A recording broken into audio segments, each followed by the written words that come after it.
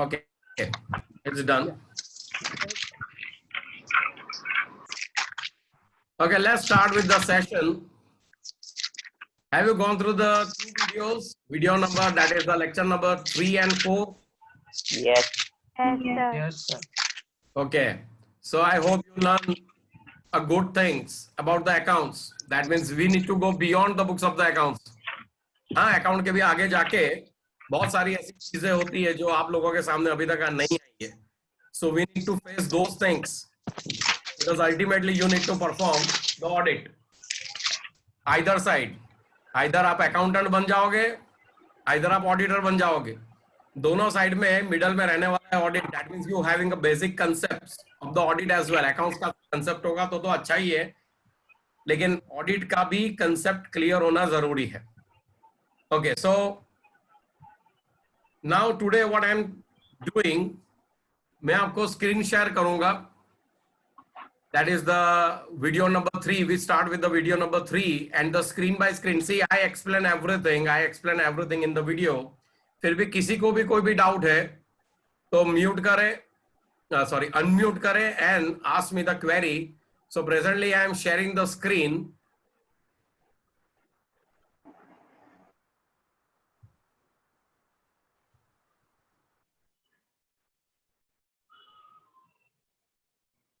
So here is our lecture number. Is it visible? सबको दिख रहा है? No, sir. Okay, just a minute.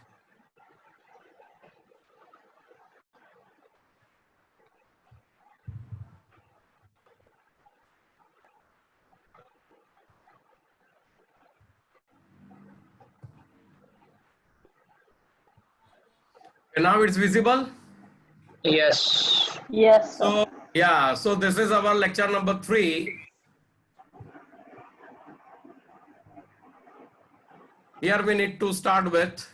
सबसे पहले मैंने समझाया था miss appropriation of the goods और असेट्स, यानी गुड्स की चोरी हो जाना, मिस अप्रोप्रिएट करना, गुड्स में ऊपर नीचे दिखाना by the different ways of the fraud. Yeah, this is the one type of the fraud, like scrap ज्यादा दिखा देना, alteration in the stock register. मैंने कुछ एग्जांपल्स दिए थे आपको. मैंने मिनरल वाटर का एग्जांपल दिया था, नवरात्रि वाला, right. And I also given the example of the optician, यानी चश्मे की दुकान पे चले जाओ, वहां पे फ्रेम का भी मैंने एग्जांपल दिया था. Those who just gone through the video very carefully, right, उसको तुरंत क्लिक होगा कि किस तरह से गुड्स का मिस अप्रोप्रिएशन भी हो सकता है. Same way in case of the assets. चलो, misappropriation of the goods और असेट्स में किसी को डाउट है? Anyone having any doubts? Then shoot your question,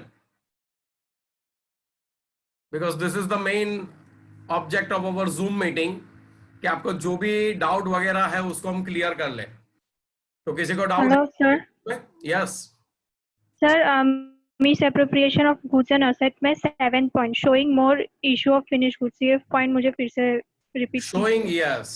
showing more issue of finished goods than actual, यानी क्या करना है? स्टॉक्स को ज्यादा बताना है. showing more issue of finished goods than actual. Actual में आपने प्रोड्यूस किए 20 यूनिट, लेकिन आपने बताया 22 यूनिट. किस तरह से होगा मैं आपको बताऊं. Let's take the example of bakery. ये एग्जांपल मैंने वहां पे भी दिया, तो वापस वो रिपीट कर रहा हूं. Bakery products.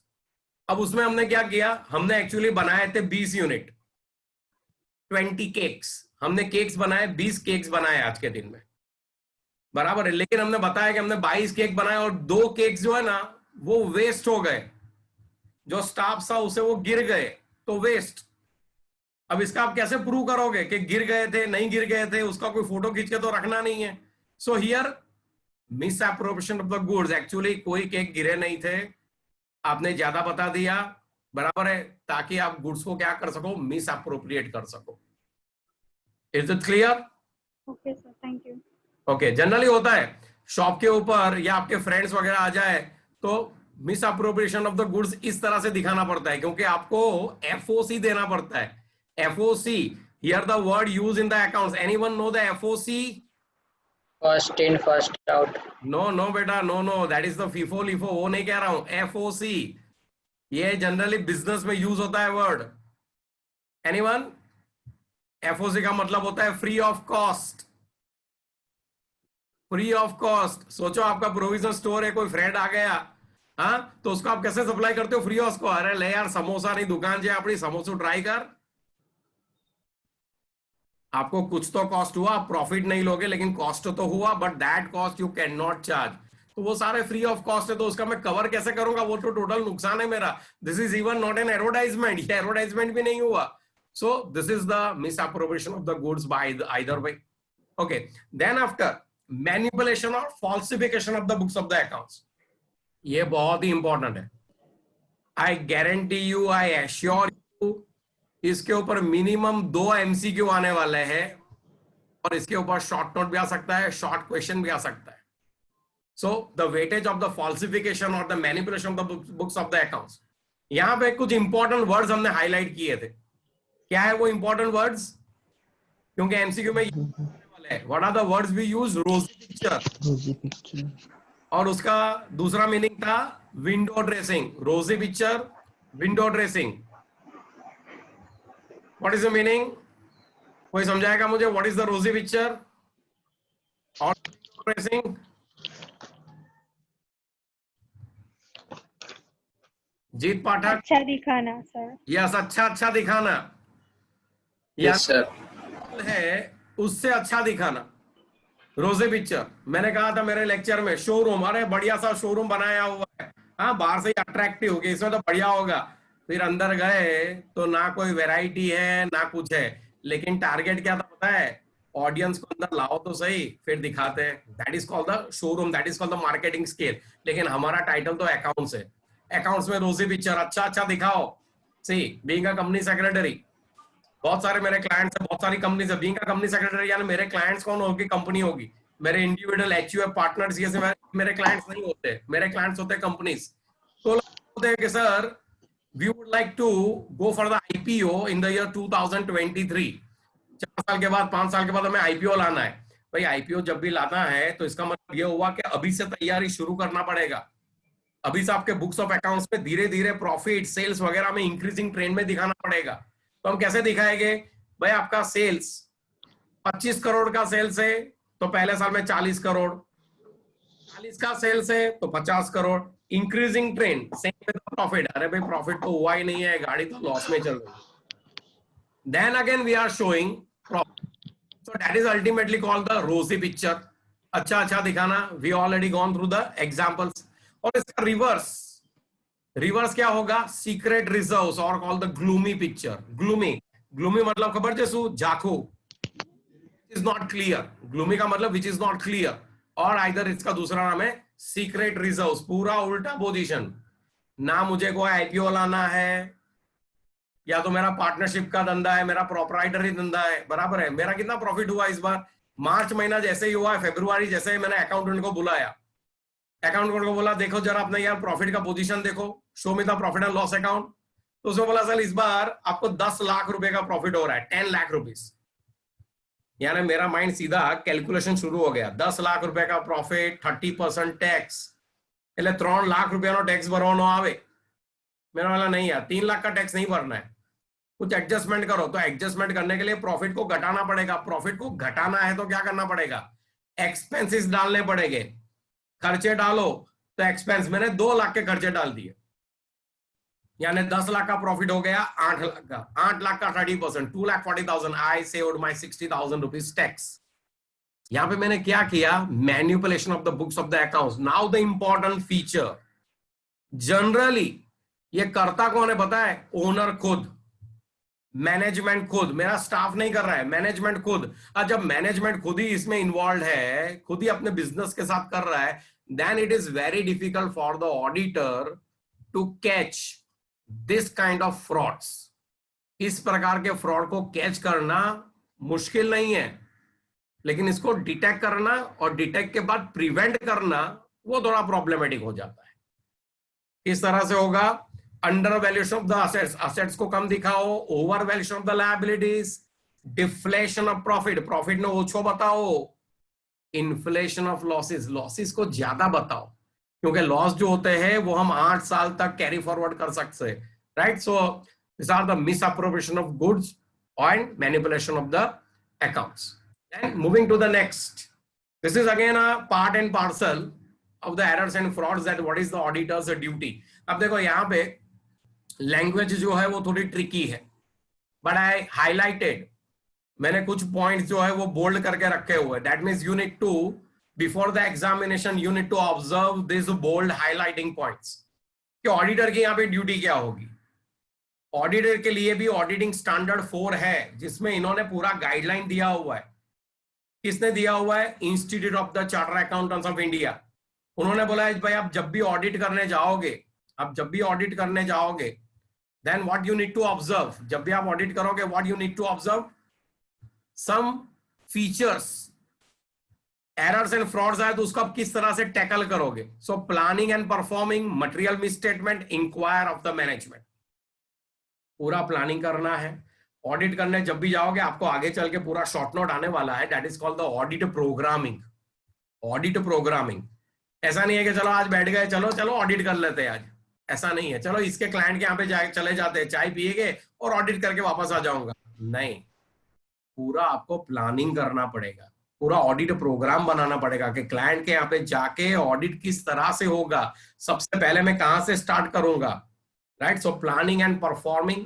If any material misstatement, here the word is material misstatement. Material raw material work in progress नहीं, material that means some important thing. Misstatement, ये जो वर्ड है ना misstatement, it is very important. बहुत ही heavy word है.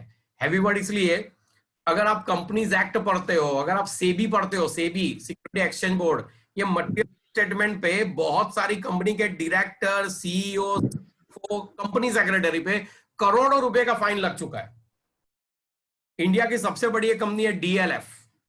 DLF क्या है? रियल एस्टेट की कंपनी है. India number 1 company in the northern India, Noida, Delhi side. DLF के बहुत सारे डीएलएफ सिटीज है, बहुत सारे मॉल्स है, मल्टीप्लेक्सेस है, कॉम्प्लेक्सेस है. उनका आईपीओ आया था समवेयर यहां से लगभग 15 साल पहले, 12 साल पहले उनका आईपीओ आया था. तो आईपीओ में प्रोस्पेक्टस बना पड़ता है. तो प्रोस्पेक्टस में it is very clear all the important things you need to highlight. You don't have to hide anything. कुछ भी आपको छुपाना नहीं है. तो अगर थोड़ी सी भी मटेरियल मिसस्टेटमेंट हो जाती है, कुछ भी आप अगर छुपाते हो, whether intentionally or unintentionally, then also you are liable, including the auditor is liable, क्योंकि auditor ultimately prospectus के ऊपर अपना सिक्का मारेगा. इज ऑडिटिंग, वो सर्टिफाई कर रहा है कि भाई सब कुछ सही जा रहा है. सो मटेरियल मिसस्टेटमेंट, अगर कुछ भी मटेरियल मिसस्टेटमेंट है, always inquire with the management. यह यहाँ पे उन्होंने क्लियरली लिखा हुआ है. Then in the second point, suspected fraud और error on the financial information. Suspected, जहां पे भी आपको डाउट लगता है, मॉडिफाइड और एडिशनल प्रोसीजर्स. दैट मीन जहां पे भी आपको डाउट लगता है इंक्वायर करो. और आपने जो ऑडिट प्रोग्राम बनाया था, अब बीच में आ गए एरर्स, बीच में आ गए फ्रॉड्स, तो नहीं, मैं तो जो प्रोग्राम बना के हमारा सर है, मैंने कहीं ने मोकल्यू है, बस एज प्रमाणे वो तो काम करीस. ऐसा नहीं है भाई. लगता है कि अभी यहाँ पे ये एरर आई है, यहाँ पे 5 दिन लगेंगे, 4 दिन लगेंगे, पूरा हमें रिकंसाइल करना पड़ेगा. It takes time. In that case you need to modify और सब्स्टिट्यूट एडिशनल प्रोसीजर. कुछ अलग से आपको करना है तो वो भी कर सकते. Then on the third point, in case auditor unable to obtain evidence to confirm or dispel a suspicions of fraud, the auditor should consider relevant laws and regulations. मने खाली I am the expert in the accounts, I am the expert in the audit, नहीं. जो भी client है आपका, उसका nature of the business जो है वो, उसको जो भी लॉज एप्लीकेबल होता है, you need to follow those laws. अगर मैं फार्मास्यूटिकल कंपनी का ऑडिट करने जा रहा हूं तो कंपनी लॉ, एडिशनल में अगर उसकी फैक्ट्री है तो factory law, industrial disputes act, अगर वो एक्सपोर्ट करता है तो FEMA, FERA act, food and drug act, pollution control act, आ बधा कायदा है इंडिया में. This are the different laws applicable in India. इन सबका थरो नहीं, एक बेसिक नॉलेज आपके माइंड में होना चाहिए जब भी आप क्लाइंट के पास जाते हो. अगर आप कोई शेयर ब्रोकर का ऑडिट करने जा रहे हो, शेयर ब्रोकर का, तो सेबी गाइडलाइन, सेबी के अलग अलग सर्क्यूलर्स, इन सबका आपको नॉलेज होना जरूरी है। और हाँ, यहाँ पे देखो एक चीज very clear, one thing is very clear, जो हम आगे चल के ऑडिटर्स की क्वालिटीज में भी पढ़ेंगे। कोई पण दिवस એવું नहीं समझवानो that I am MBA. MBA मतलब आई एम एमबीए, एमबीए मतलब મને બધું આવડે। हाँ, नो वन इज एक्सपर्ट। मैं कभी भी स्टेज पे खड़ा रह के नहीं बोलता हूं कि एम एमबीए, मैंने बोल दिया वो फाइनल नहीं। See being an auditor it's your opinion, auditor का मतलब ये ओपिनियन। जहां पे भी आपको पता नहीं चले, contact expert with the permission of the client. Client को बोलोगे सर ये मैं नहीं करता हूं, ये जो फेमा के प्रोविजन है, फॉरेन एक्सचेंज मैनेजमेंट, सर आपने इस बार एक्सपोर्ट किया है, लगभग 25 करोड़ का एक्सपोर्ट है आपका, तो आरबीआई ने प्रोविजंस बनाए हुए हैं। मैं सर इसकी प्रैक्टिस ही नहीं करता, मुझे आइडिया नहीं है ये किस तरह से हैंडल होता है। हम एक काम करते हैं, एक कंपनी सेक्रेटरी है, सीनियर कंपनी सेक्रेटरी है, वो आरबीआई की प्रैक्टिस करते हैं, वो फेमा की प्रैक्टिस करते हैं, सर उनकी एडवाइस ले लें हम लोग। Shall we approach him? वो जो भी फीस लेके हम सर दे देंगे। So this is the guideline properly given. तो वो हिसाब से आपको सारे रूल्स एंड रेगुलेशंस का नॉलेज होना चाहिए and take the proper advice of the expert on any of the point where you having a doubt. और लास्ट में लिखा है communicating with the management, always communicating with the management, your management always aware. हम लोग पता है ना क्या पढ़ रहे हैं, duty of an auditor in case of the errors and frauds. ये ऑडिटर की ड्यूटी है कि मैनेजमेंट को कम्युनिकेट करे, सर मेरे आपके यहाँ पे मुझे 3 लाख रुपए का हिसाब नहीं मिल रहा है, 3 लाख रुपए का खर्चा डाला है, I am not sure, 3 lakh रुपए की असेट्स है लेकिन पता नहीं चल रहा है। मैं आपको एक सिंपल उदाहरण देता हूं। मेरे क्लास में जब भी ऑडिट करने ऑडिटर आया तो उसने देखा बैलेंस शीट के अंदर 4 एसीज, 4 एसी है। यहां पे ऑडिटर की ड्यूटी है फिजिकल वेरिफिकेशन करे 2 साल में 3 साल में एक बार। तो उसने ऑडिटर ने क्या किया, एसी काउंट की है, सर एसी तो 2 ही दिख रहे हैं, बैलेंस शीट में तो 4 एसी है। मैंने बोला 2 एसी पे है, एक हॉल में एक बेडरूम में, चाले के ना चाले? क्लास तो मारो जने, चाले के ना चाले? Answer, mute yourself, unmute yourself. Is it available? क्या બેસી ગઈ તો તમારા ઘરે? હા ઘરે છે બે એસી, અને પણ બિઝનેસ ની બેલેન્સ શીટ માં બતાયા છે 4 એસી। ये नहीं चला, ના ચાલે સર। इसमें ही फेल हो रहा है। Assets की definition it's very clear, it is used for the business purpose and not for the personal use. तो ऐसी कोई भी गलतियां है, then you need to communicate and you need to report accordingly. So right, these are the duties of the auditor, and this is again a most important question. ये errors and frauds खत्म हो गया, यानी हमारे objects of the audit से वो खत्म हो गए, and now the advantages of the audit पूरा डिस्कस हो चुका है। डिटेलिंग आपको पैम्पलेट में से पढ़ना है। स्टडी मटेरियल जो भी दिया है it's a comprehensive study material, उसको लाइन बाय लाइन पढ़ना जरूरी है, राइट। सो यस, यहाँ पे एडवांटेजेस में किसी को कोई डाउट हो, any of the 3 advantages, business, investors और अदर एडवांटेजेस करते ही एडवांटेज के लिए। Yes anyone? जिसको भी डाउट है अनम्यूट करें और क्वेश्चन पूछे।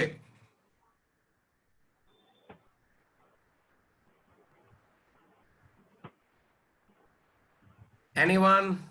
No one?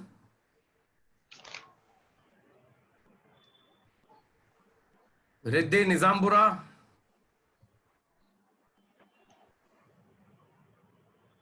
हाँ Are you there? सर। हाँ सर। हाँ, खबर पड़ी છે કે કોઈ ડાઉટ છે? સર આ moral check on management. Moral check on the management from the investor point of view. Investor point of view. Investor यानी shareholders. Shareholders अपना पैसा लगा रहे हैं कंपनी में, राइट। तो यहाँ पे ऑडिट आएगा investors point of view, moral check on the management, management को पता है कि शेयर होल्डर्स का हार्ड अर्न मनी है, तो उन्होंने कंपनी में इन्वेस्टमेंट किया हुआ है, राइट, तो एक उनका मोरल चेक रहेगा। और being a investor, being a share holder, protection क्या मिलेगा, प्रोटेक्ट ऑफ द इंटरेस्ट, ये हमें भी इंटरेस्ट क्या मिलेगा कि भाई अकाउंट ऑडिट हो चुके हैं, चार्टर अकाउंटेंट ने सिक्का मारा है, पूरे books of accounts, balance sheet वगैरह, यानी हम जो भी पैसा कंपनी में लगा रहे हैं, it is used for the useful purpose and main objects of the company. Company જેના માટે બની છે એના માટે પૈસાનો ઉપયોગ એ લોકો કરી રહ્યા છે in the interest of the company as well as in the interest of the share holders. So that is all about the moral check on the management. અને બીજી વાત કરીએ તો મેનેજમેન્ટ, ડિરેક્ટરોને ખબર છે કે આપણા એકાઉન્ટ્સ જે છે ને જે ચાર્ટર એકાઉન્ટન્ટ ઓડિટ કરે છે, તો એક પેલો મોરલ ચેક રહે, એક પ્રેશર રહે કે ફ્રોડ કરીશું તો પકડાઈ જઈશું, ઓડિટર વિલ રિપોર્ટ. અને બીજું કંપનીના કેસમાં auditor is always report to the members, to the shareholders and not to the directors. હંમેશા રિપોર્ટ કોને કરે છે? શેર હોલ્ડર્સ રિપોર્ટ કરે છે ઓડિટર. Okay, next. और कोई doubt?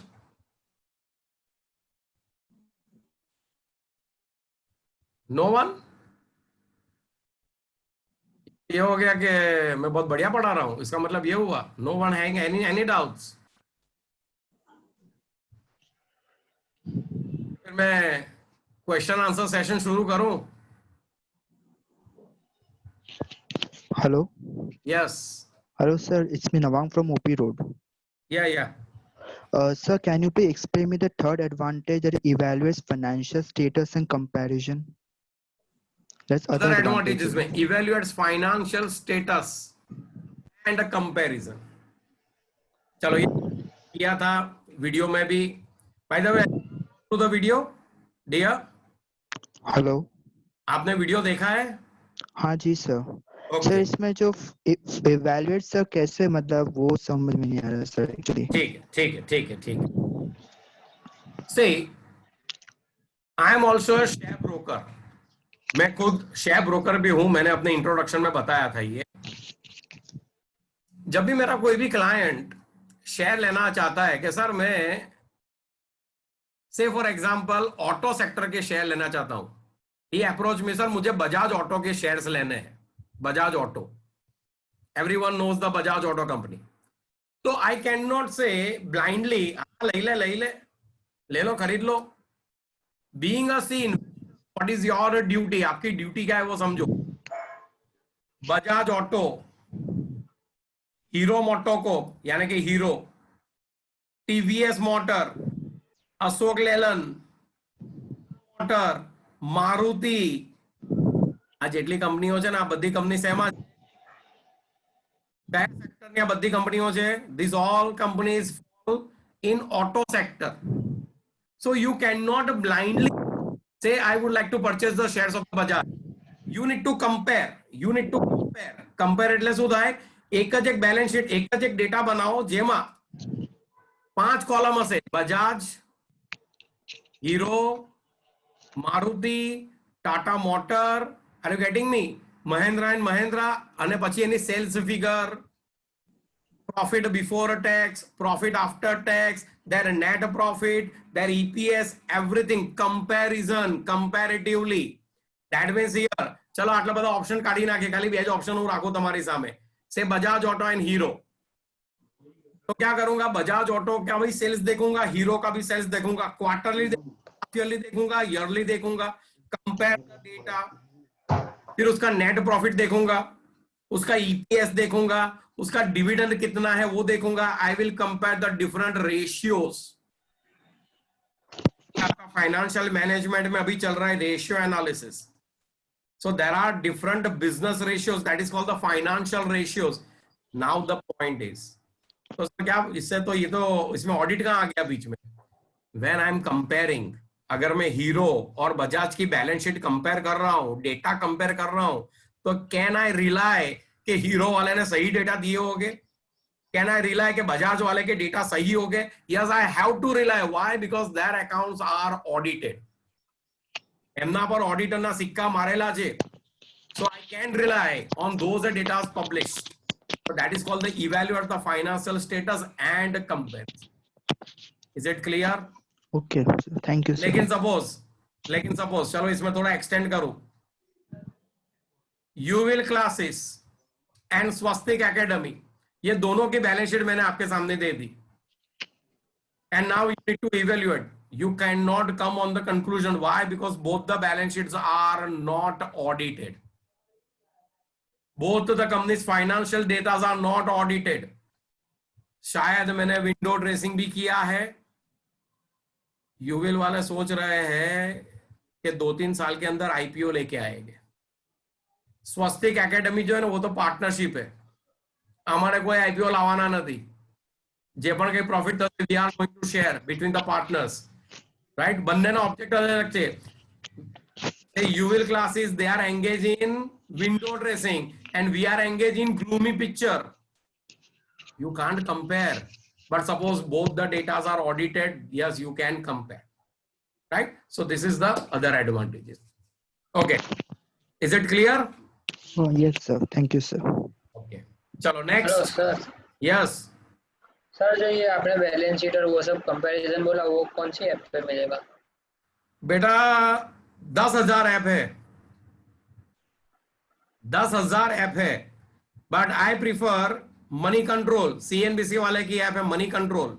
So you yes sir. Can moneycontrol.com पे से तू मनी प्ले स्टोर पे से मनी कंट्रोल तुझे मिल जाएगी, where you can compare. Installed है वो सर. इंस्टॉल है ना, तो कोई भी कंपनी ओपन कर, वहां पे पीछे तू एनालिसिस करेगा तो पीयर कंपैरिजन लिख के आएगा, पीयर PEER. तो जितनी भी कंपनी है उसके डेटा वहां पे पब्लिश हो जाएंगे एंड यू कैन कंपेयर. मैंने जो कंपनी के एग्जांपल दिए वहां पे तुझे एक साथ 25 कंपनी दिखेगी. You can do that. Okay sir. Okay, चलो बस यही मैं चाहता हूं, इंटरेक्शन होना जरूरी है. हाँ, ભણીને તો માર્ક્સ તો બધાને આવી જશે યાર, પણ ઇન્ટરેક્શન હશે તો આગળ પ્રેક્ટિકલમાં મજા આવશે. Yes, any other doubts?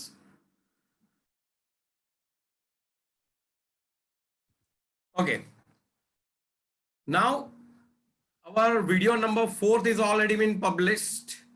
अपना lecture 4 भी आ चुका है. So let's move on to the 4th lecture. Types of the audit. So let's start with the types of the audit. 3 प्रकार के यहाँ पे ऑडिट के स्ट्रक्चर इन्होंने बनाए. Organisational, as per the conduct, that is the practical approach, and as per the specific object. Organisational structure के आधार पे statutory audit, private audit, government audit. Statutory audit में स्टैट्यूटरी का मतलब ये क्या होता है? As per the law. Private का मतलब वॉलेंटरी, आप लिख सकते हो, इट्स अ वॉलेंटरी ऑडिट. और गवर्नमेंट ऑडिट, गवर्नमेंट में 2 ही प्रकार की गवर्नमेंट होती है, सेंट्रल गवर्नमेंट और स्टेट गवर्नमेंट. और दूसरे गवर्नमेंट बॉडीज होती है, गवर्नमेंट बॉडीज यानी लोकल अथॉरिटी. तो इन सब कंपल्सरी होते हैं. And then as per the conduct, continuous, interim, final, partial, internal, balance sheet audit. और दूसरे स्पेसिफिक रिक्वायरमेंट के आधार पे ही ऑडिट किया जाएगा. Cost audit, tax audit, management, operational और IS audit, that is called the information system. So this are the main types of the audit. और मैंने लेक्चर में भी कहा था, एग्जाम में टाइप्स ऑफ ऑडिट में से गारंटेड 2 शॉर्ट नोट आने वाली है. गारंटेड 2 शॉर्ट नोट आने वाली है टाइप्स ऑफ ऑडिट में से. और एक बात, जब भी आप वीडियो लेक्चर देख सुनने बैठो, आपका ऑडिट का पैम्पलेट हाथ में रखो हमेशा. जैसे जैसे मेरा लेक्चर चलता रहेगा, यू नीड टू टेक, जब भी मैं बोलूं भाई ये हाईलाइट करो, एक बात समझो, that means presently we are not having an opportunity to face lectures, right? Physical अपने लेक्चर अभी चल नहीं रहे. लेकिन मैं सालों से मेरे स्टूडेंट्स को कहता हूं, જેટલું પેમ્પલેટ ગંદુ કરશો ને એટલા માર્ક્સ વધારે આવે. जितना પેમ્પલેટ ગંદા કરોगे उतने मार्क्स ज्यादा आएंगे. એટલે એક જણાએ તો ખબર છે શું કર્યું? સર હું તો સવારે ચાનો કપ બી પીને તેના પર જ માખી પણ એના પર જ મારું છું સર. અરે એવું નથી કહેતો ભાઈ. ગંદુ કરવાનો મતલબ માર્કર, કશું ના મળે તો પેન્સિલ, પેન, અંડરલાઈન કરો, जैसे अभी मैं बोला कि भाई most important minimum 2 short note आएगी पैम्पलेट में पहला लखी देवानुं मोस्ट आईएमपी जो भी शॉर्ट नोट आएगी वहां पे भी मैं लिखूंगा कि भाई मिनिमम 2 शॉर्ट नोट तो आमादी आवे ज छे। सो सी ऑडिट में स्टूडेंट्स के बहुत बढ़िया मार्क्स आते हैं, एटलीस्ट मेरे स्टूडेंट्स के 30 में से they used to score 28, 25 plus 23 plus in the audit out of 30 marks. It's a good score. लेकिन जब से एमसीक्यू कंपलसरी आ गया 30 आउट ऑफ 30 भी आते हैं, right. And in the final examinations at least when you score the 75 plus in the audit definitely a good score. तो थोड़ा ध्यान दो, जो भी टेक्निकल लैंग्वेज है, मैंने पहले ही दिन कहा था बी अ गुड लिसनर। મને ખાલી તમે લોકો ધ્યાનથી સાંભળો, બસ બીજું તમારે કશું કરવાની જરૂર નથી। બી અ ગુડ लिसनर। जो भी अपना आधा घंटा 1 घंटा जो भी सेशन चलता है, be a good listener. So this are the types of the audit. Statutory audit, statutory का मतलब ये होता है कंपलसरी बाय लॉ। कायदाમાં લખેલું છે इट इज कंपलसरी। भाई किसके लिए कंपलसरी है? Here the categories are given. All the companies, whenever you see the word company, audit is compulsory. ये मैंने पूरा डिस्कस आगे किया हुआ है। Cooperative societies, public and charitable trust, banking companies, जितनी भी बैंक है ना, सबका ऑडिट कंपलसरी। यहां पे अगर थोड़ा डिटेलिंग करो, let's take the example of Bank of Baroda. Bank of Baroda, Bank of Baroda पूरे इंडिया में है और इंटरनेशनली भी है। आपको लंदन में, न्यूयॉर्क में, ऑस्ट्रेलिया में, न्यूजीलैंड में बैंक ऑफ बड़ौदा मिलेगी। बड़ौदा की बात करते हैं। इंटरनेशनल में से नेशनल पे आ जाते हैं, नेशनल में से सिटी पे आ जाते हैं। बड़ौदा में और बड़ौदा डिस्ट्रिक्ट में there are nearly 100 plus branches of the bank of Baroda. Baroda and Baroda district 100 plus branches of the bank of Baroda. हर एक एरिया में बड़ौदा में आपको बैंक ऑफ बड़ौदा मिल जाएगा। पूरे बैंक ऑफ बड़ौदा का तो ऑडिट होगा ही होगा। हर एक ब्रांच का भी ऑडिट होता है, हर एक ब्रांच का भी ऑडिट होता है। कौन करेगा ऑडिट? Charter accountant. सपोज मैं ऑडिटर हूं, तो bank of Baroda Karelibaug branch ने मुझे अप्रोच किया कि सर मेरी बैंक का ऑडिट करना है। तो मेरा विजन क्या होगा? सिर्फ बैंक ऑफ बड़ौदा कारेलीबाग, दूसरी ब्रांच में क्या चल रहा है आई एम लीस्ट बॉदर। और जो कंपनी का यानी बैंक ऑफ बड़ौदा का मेन ऑडिटर होगा ना, वो क्या करेगा? इन सबके ऑडिट रिपोर्ट कलेक्ट करेगा। मैंडेटरी है, yes it is as per the law, उनको ऑडिट करना जरूरी है। Then institutional charitable, institutional artificial judicial person like CA, CS institute, MS university, compulsory audit करना ही पड़ता है। इंस्टीट्यूट बहुत कुछ करता है। इंस्टीट्यूट, सीएस इंस्टीट्यूट की बात करूं तो सेमिनार्स करते हैं, स्टूडेंट्स के रजिस्ट्रेशन करते हैं, मेंबर्स के होता है। हाँ, बहुत कुछ एक्टिविटीज पूरे साल चलती ही रहती है उनका। इलेक्शंस भी होते हैं, तो उनका भी ऑडिट होना जरूरी है। Society registered under the respective state societies act. Corporation, ये ध्यान दो, corporation, corporation is registered as per the special statute, as per the special statute law, statute, I am not the using word status, statute of the parliament or state legislator। RBI, LIC, life insurance corporation, RBI, RBI कोई private limited company नहीं है। क्या आप चाहो तो RBI में आपका saving account open करा सकते हो? Can you open a saving account in RBI? We can't, Yes, sir. because RBI is a regulatory body. It is established, incorporated as per the special statute of the parliament, LIC, special statute। तो इन सब का भी audit detail में होता है। कल, yesterday, आपने न्यूज़पेपर में भी पढ़ा होगा, न्यूज में भी देखा होगा, the new CAG is appointed। CAG, CAG। Anyone gone through the highlight? CAG is appointed। Anyone? CAG, I use a proper word here, CAG, CAG। Anyone know what is the meaning of the CAG? Anyone? जिसको भी आता है unmute करें, answer दे।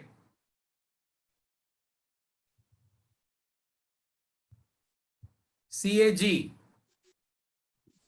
Hello sir. Yes. ये controller and auditor general होता है, yes, जो पूरा सब ऑडिट करता है। ओके, बहुत बढ़िया। Here the word is controller, COM, not CON, controller and auditor general of India. जैसे इंडिया का सॉलिसिटर होता है, चीफ जस्टिस होता है, चीफ जस्टिस खबर है ना, सुप्रीम कोर्ट ना जज ने शू कहवाय चीफ जस्टिस। इसी तरह से कैग अपॉइंट किया जाता है। अपने जो पुराने कंट्रोलर ऑडिटर थे वो रिटायर हो गए, उनकी जगह नए जस्ट यस्टरडे अपॉइंटेड, तो कल ही अपॉइंट हुआ है मिस्टर मुर्मू, आई थिंक उसका सरनेम है mister Murmu. So is just appointed as a CAG auditor general. Controller CAG की ड्यूटी क्या है पता है? जितनी भी गवर्नमेंट कंपनीज है ना उनका ऑडिट करना, जितनी भी गवर्नमेंट कंपनी है उनका ऑडिट करना। मेरी कंपनी है स्वस्तिक लिमिटेड, स्वस्तिक लिमिटेड, मेरी कंपनी का नाम है स्वस्तिक लिमिटेड। मैं चाहता हूं मेरा ऑडिट कैग करे, no, not possible. Only and only government company, only and only government company, उनका ऑडिट। ओनली गवर्नमेंट कंपनीज छोड़ो, गवर्नमेंट बॉडीज, RBI। ये बीच में आपने सुना होगा घोटाले, कोल घोटाला सुना ना जी, स्पेक्ट्रम, 2G स्पेक्ट्रम, ये जो भी घोटाले हुए इन सब का, ये सब घोटाले बाहर कौन लाया? कैग। जब इन्होंने ऑडिट किया तो ये घपला बाहर आए, 15,000 करोड़ का, 20,000 करोड़ का, 1 लाख करोड़ का घपला। तो ये घपला बाहर कब आया, ये फ्रॉड्स बाहर कब आए? जब इनका ऑडिट हुआ। और इनका ऑडिट होना जरूरी क्यों था? Statutory audit compulsory. And 8 point को टिक करके रखना, आपके पैम्पलेट में भी एग्जाम में आने के चांसेस है। ये तो बात हुई कंपनीज की, अदर बॉडीज की, but in case of the individual and the partnership firms audits are compulsory, जिसको कहते हैं टैक्स ऑडिट। जब भी आपका टर्नओवर 1 करोड़ के ऊपर हो जाए, अगर आप बिजनेस कर रहे हो और आपका टर्नओवर 1 करोड़ के ऊपर हो जाए, you need to get your books of accounts audited. Manish Gandhi and company secretary, I am in the business of profession, I am in the profession. तो जब भी मेरी इनकम, जब भी मेरी रिसिप्ट्स 50 लाख के ऊपर हो जाए, तो मेरे अकाउंट्स कराना कंपलसरी। कहां पे लिखा है ऐसा? लॉ में लिखा है, as per the institute of the charter accountants, as per the institute of the company secretaries and as per the income tax act. ऊपर पहले ही मैंने बोल्ड करके लिखा है compulsory by law. Compulsory by law का मतलब ही क्या हुआ? कायदा माला के लूचे, as per the you have to get your books of accounts audited. So in case of the individual partnership, you need to audit, you need to get it audit. Local authority is government undertaking. Local authority, the best example is the Vadodara Municipal Corporation or any other government undertaking. So this is the statutory audit. Private audit, bold भी किया है, बड़ा भी किया है, underline भी किया हुआ है. Not compulsory. That is called the voluntary. भाई मेरे में ऑडिट करने की जरूरत ही नहीं है। भाई कितना टर्नओवर? 25 लाख रुपए का टर्नओवर, 25 लाख रुपए का। या तो आपका टर्नओवर कितना बोलते हैं? 70 lakhs। ऑडिट जरूरी नहीं थी, नॉट कंपलसरी, वॉलेंटरीली। लेकिन मैं चाहता हूं भाई मेरे बुक्स ऑफ अकाउंट्स है ना ऑडिट हो जाए, आई अपॉइंट द ऑडिटर। और जब भी मैं ऑडिटर को अपॉइंट करूंगा वॉलेंटरीली, तो उसके राइट्स एंड ड्यूटीज मैं तय करूंगा। भाई तू ये चेक करेगा, ये चेक नहीं करेगा। सी, मैं 4 महीने आउट ऑफ इंडिया था, तो 4 महीने में मुझे लग रहा है कुछ ना कुछ घपला मेरे अकाउंटेंट ने किया होगा, मेरे क्लर्क ने किया होगा, मेरे स्टाफ ने किया होगा। तो मैंने ऑडिटर को बुलाया और उसको बोला तुझे 4 महीने का ऑडिट करना है। Only you need to perform December, January, February, March, बस 4 જ મહિનાનું ऑडिट कर। અને મને કે બધું બરાબર છે કે नहीं, स्पेसिफिक ऑडिट। और मैं ये कह सकता हूं, क्यों कह सकता हूं? वॉलेंटरी है। लेकिन कंपलसरी ऑडिट में आई कैन नॉट से auditor this is your duties, this is your liabilities, भाई ये चेक करना, ये मत करना। वो सीधा बोल देगा भाई मने ना सिखवाड़ो कि क्या ऑडिट करना है, क्या ऑडिट नहीं करना है। This is my duty. ये हमें बोला गया है कि हमें क्या ऑडिट करना है, कैसे ऑडिट करना है, क्या सवाल पूछना है, क्या नहीं पूछना है। It is everything setup, but that is in case of the compulsory. Private में तो आप कोई कॉन्ट्रैक्ट बना लो और वो हिसाब से आप ऑडिट करो, उसको बोल दो भाई मुझे आपको रिपोर्ट कब करना है वगैरह, everything is clear. Continuous audit sounds like continuous. Continuous में, कंटिन्यूअस का मतलब क्या है? कंटिन्यू ही रह रहा है। Anyone having an doubt with the continuous audit? Continuous audit में किसी को डाउट है? जिन्होंने वीडियो देखा है, anyone having an doubt with the continuous audit?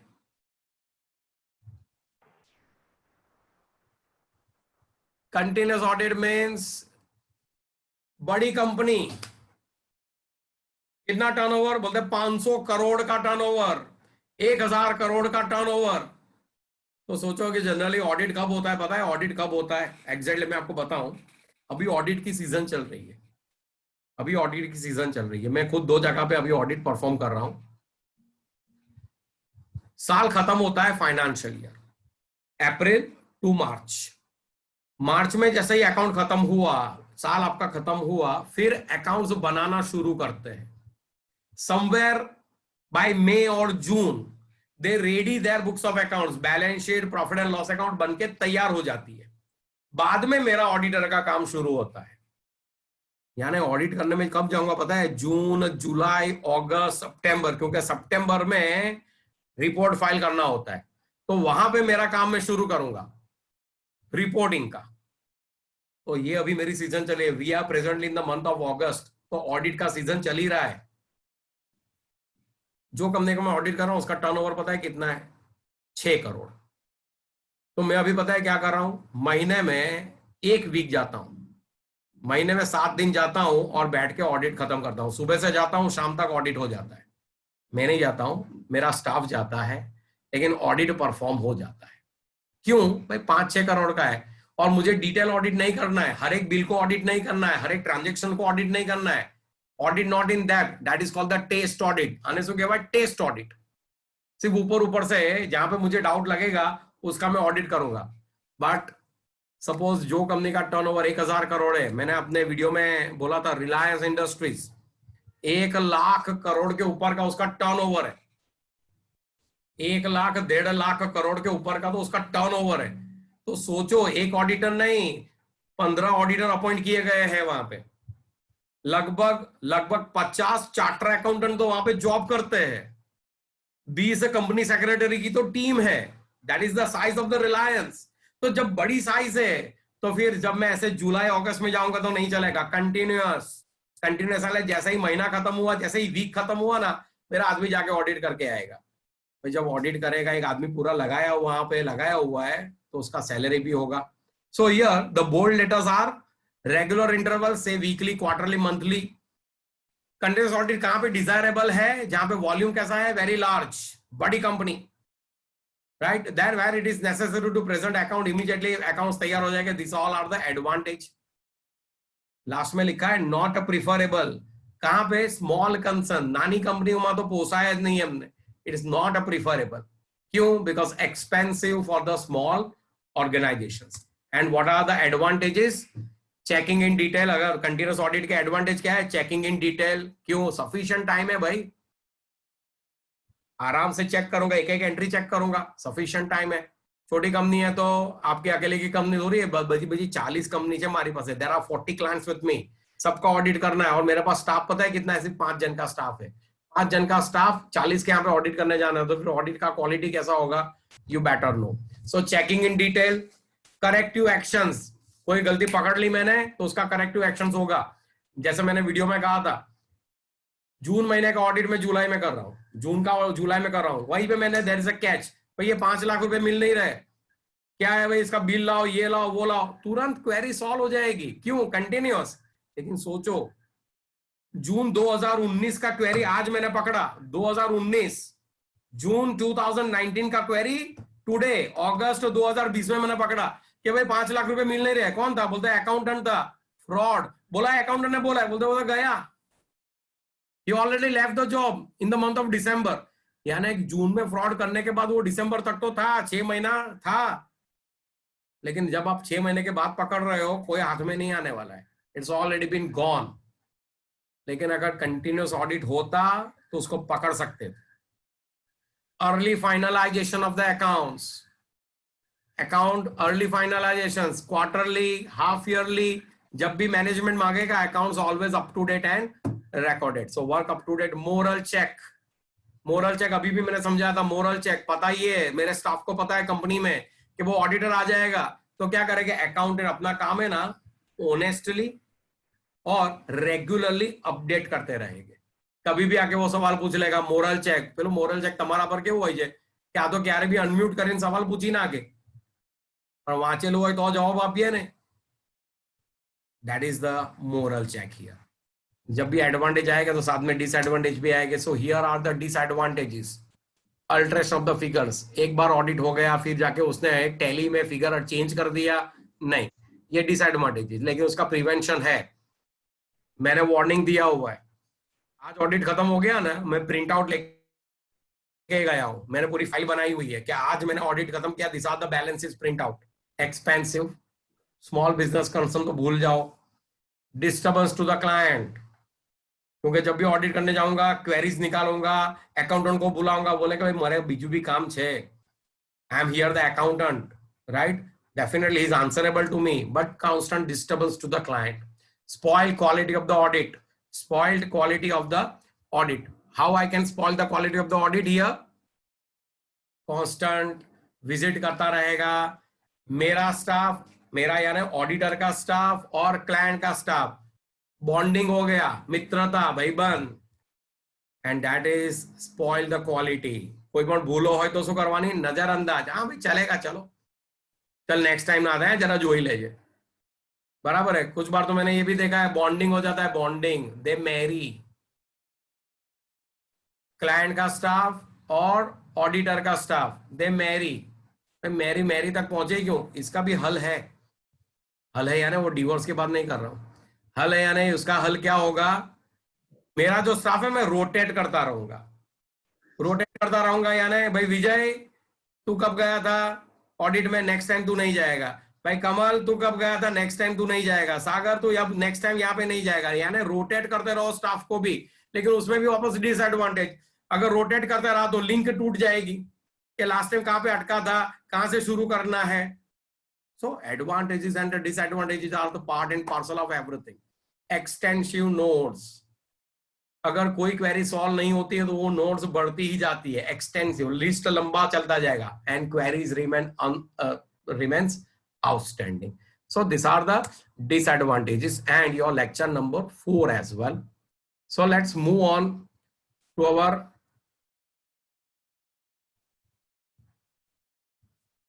okay. So here we discussed our lecture number 3 and 4. Now, anyone having any doubt with the lecture number 1, 2, 3, 4, अभी तक के जो भी doubts है, shoot your doubts because I am here to solve your doubts. Yes, anyone? Sir वो advantage में other advantage में वो था ना, इंश्योरेंस कंपनी क्लेम वाला जी, उसमें पता नहीं चला. मैंने अपने वीडियो में एग्जांपल दिया था साड़ी की दुकान का. Yes sir. हाँ, दिवाली से पहले ही दुकान में आग लग गई. 1 करोड़ था दुकान में, 1 करोड़ का माल था, पूरा जल के जीरो हो गया. हाँ, मेरे पास फायर क्लेम था, मैंने फायर इंश्योरेंस लिया हुआ था, तो मैंने फायर क्लेम रखा. तो क्या इंश्योरेंस कंपनी खुश करके बोल देगी हाँ चलो 1 करोड़ से ले लो यार, तुम्हें जे लकी ना आपको अप्रूव्ड? ऐसा नहीं होगा. आस्क, मैं बिल दे दूं आपको, बिल थे सारे मेरे वेंडर्स के बिल वगैरह, क्योंकि सी अल्टीमेटली सब जल जाएगा. यहाँ पे किस तरह से प्रूव करना है? If my books of accounts audited, पिछले 4 साल की बैलेंस शीट दी है, monthly wise balance sheet, monthly financial statements दिया है. देखो अक्टूबर महीने में मेरा टर्नओवर कितना होता है, Diwali at the time of the festival, October November में see my sales. On the basis of the randomly insurance company in a position to pass your claim. Why? Because all these books of accounts are audited. यहाँ पे insurance company ऐसा नहीं कर सकती अरे बद्दू कोटू जी यार सब फ्रॉड है. So that is the advantage. Okay. Yes. और कोई queries?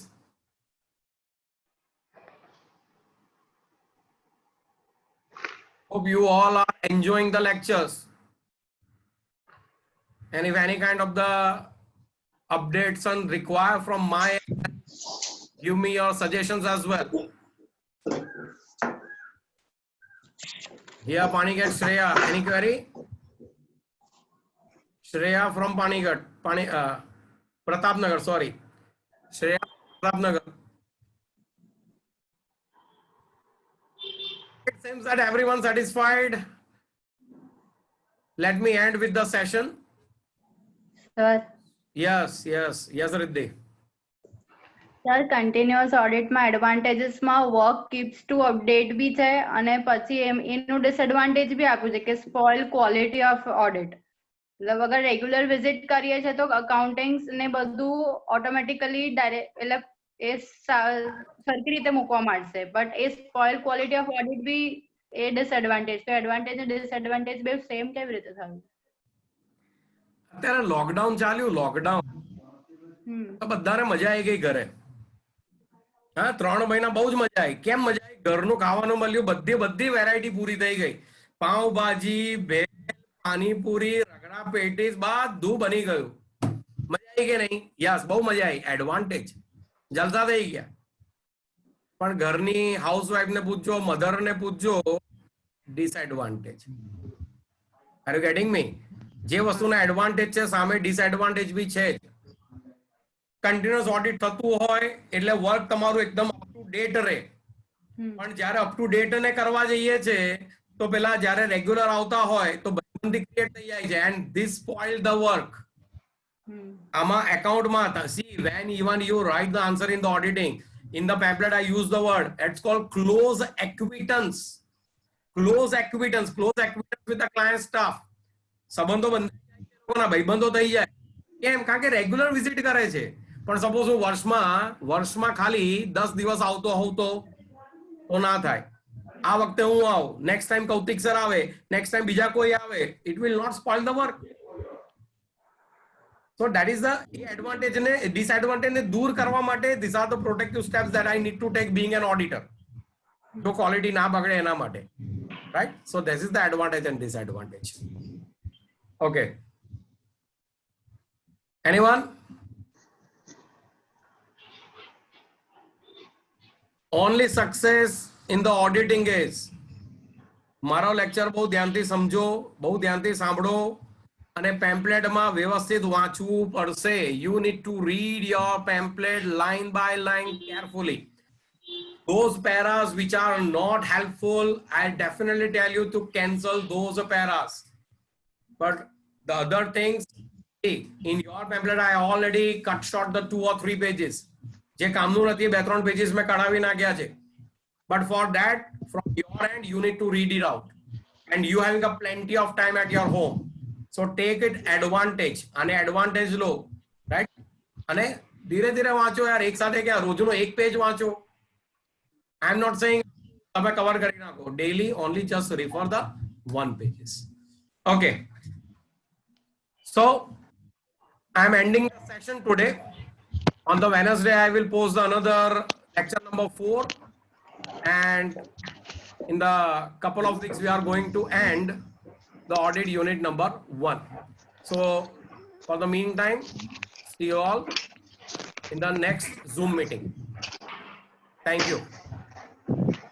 Okay. Goodbye, sir. Bye. Bye bye. Bye. Bye sir. Bye, Bye bye sir. sir.